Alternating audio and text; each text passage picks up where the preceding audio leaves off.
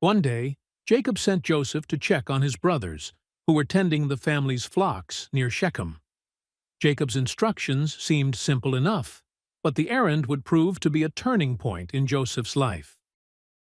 As Joseph approached, his brothers saw him from afar, and their simmering hatred erupted into a deadly plan.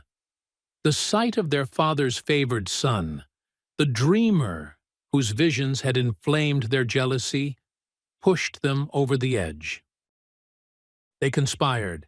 "Here comes this dreamer. Let's kill him and throw him into one of the pits. We'll say that a wild animal devoured him, and then we'll see what becomes of his dreams." Reuben, the eldest brother, had a moment of conscience and intervened. He suggested they not kill Joseph, but throw him into an empty pit instead, intending to rescue him later and return him to their father. The brothers agreed, and when Joseph arrived, they seized him, stripping him of his coat of many colors, the very symbol of his favored status, and cast him into the cistern. The pit was empty, dark, and cold, symbolic of Joseph's sudden plunge from favored son to the depths of betrayal. As the brothers sat down to eat, indifferent to Joseph's cries, they noticed a caravan of Ishmaelite traders traveling toward Egypt. Seeing an opportunity, Judah proposed selling Joseph to the traders. "What profit is it if we kill our brother and cover up his blood? Let's sell him to the Ishmaelites," he said. The brothers agreed, pulling Joseph out of the pit and selling him for 20 pieces of silver. The deal was done. Joseph's fate was sealed, and he was bound for Egypt as a slave. To cover their actions, the brothers took Joseph's coat, dipped it in goat's blood, and returned it to Jacob. The deception worked. Jacob believed a wild animal had killed his beloved son.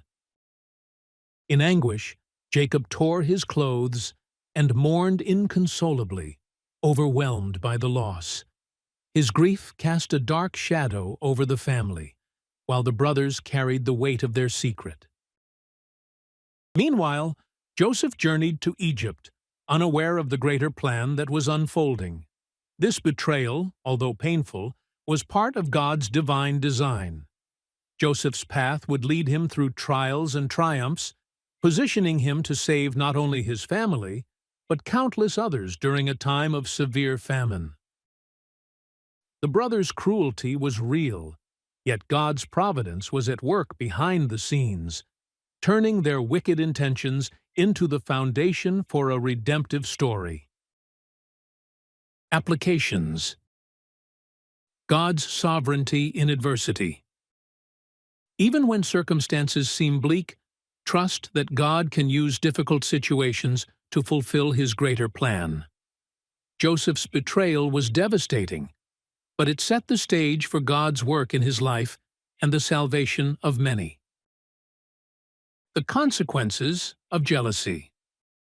Joseph's brothers allowed their envy to lead them into sin. This serves as a warning to guard against jealousy and to deal with such feelings before they result in destructive actions. Intervention matters.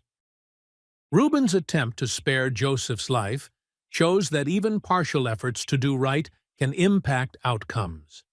Stand up for justice, even if it feels small. It may make a significant difference. The pain of deception. The brothers' lie led to long-lasting grief for Jacob. This illustrates how deception, even when meant to cover up wrongdoing, causes suffering and ongoing consequences for those involved. God's preparation through trials. Joseph's journey to Egypt marked the beginning of a series of hardships, but it was also the beginning of God's preparation for him to become a leader. Challenges often serve as training grounds for future purposes.